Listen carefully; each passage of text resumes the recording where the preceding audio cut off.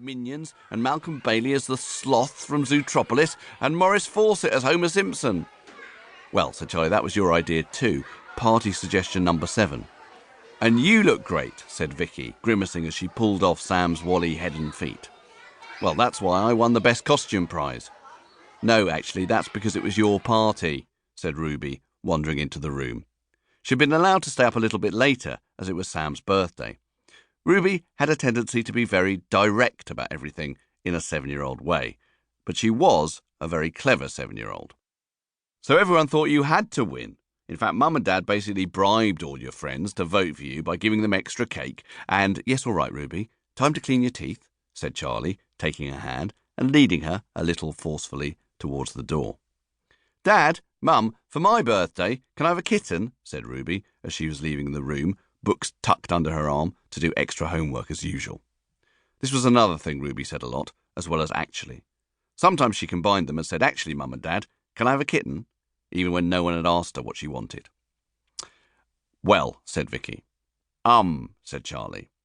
Ruby didn't look surprised. She was used to her mum and dad saying in answer to the kitten question. But that didn't mean she was going to let it go, either. Sam got a guinea pig, she said pointedly. Spock!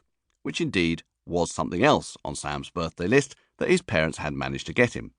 They looked over to said guinea pig in its cage on the floor. It was a black one, with a tiny tuft of white on its head. Sam had decided to call the guinea pig Spock, after the extremely logical, cold character in Star Trek. Spock looked back at them with quite a strong sense of, I think that name is very unfair. Ruby, said Charlie, you know what a kitten will become? Yes, actually I do, Dad. I'm 7, not an idiot, a cat. OK, so a grown cat, unlike Spock, will need some outside space. We haven't got any. Yes, we have, said Ruby, pointing to the window. What's all that stuff out there? Oh, right, I see. Is the cat going to go down by itself from the 17th floor in the lift that smells of wee? Ruby sighed, as if that question was ridiculous, which it kind of was. Well, think about it, said Mum. Said Dad. Ruby nodded, feeling a point had been made, and turned to go out of the room. Night, Sam. Hope you had a great birthday. I did, he replied. Chapter 3. The Star Watcher Explorer. Sam looked up at his mum. She was buttoning up his new pyjamas, which were covered in little UFOs. Sam, of course, being 11, could do up his own pyjama buttons, but he knew it was something his mum still liked to do. And I loved all my presents, the skateboard and the computer games and the new trainers and the DIY toolkit and the books. Everything on your list, said Vicky. Well, apart from the iPod. Sorry about that, Sam. Maybe next year. It doesn't matter, Mum. You got me the telescope. That was my big present. I love it. They looked over to the window. There it was, the Star Watcher Explorer. Sam's dad had already set it up on a tripod and angled it against the window, pointing at the moon. It was black and sleek and long, with a computerized tracker to allow Sam to find particular constellations.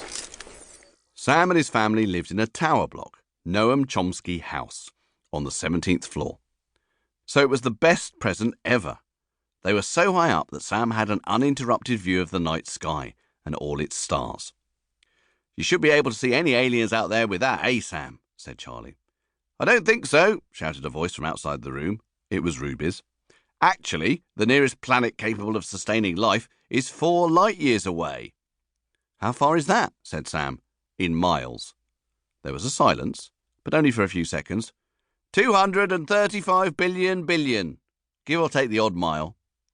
OK, said Charlie. But we don't know how fast their spacecrafts travel, do we? Well, anyway, said Vicky, looking out of the window at the night sky above the city, I just have a feeling that there is life out there, somewhere. Charlie smiled. He knew that his wife had a lot of faith in her feelings. He loved that about her, even if he didn't have so much faith in her feelings.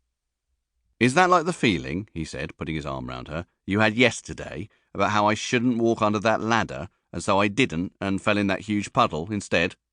She pushed him away, but smiled as she did it. It didn't cost too much, did it? Asked Sam, going over to the telescope. Sam's dad was a manager at Homefront, a big building supplies store,